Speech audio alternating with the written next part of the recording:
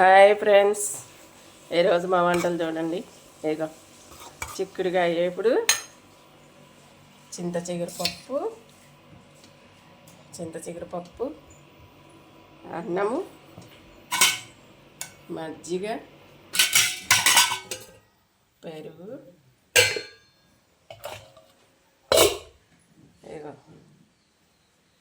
Carrot, కీరా దోసకాయ నంచుకోవడానికి బాగుంటాయి అని అవి తీసుకుంటాను ఫ్రెండ్స్. నేను మీరేం వంటలు చేశారు?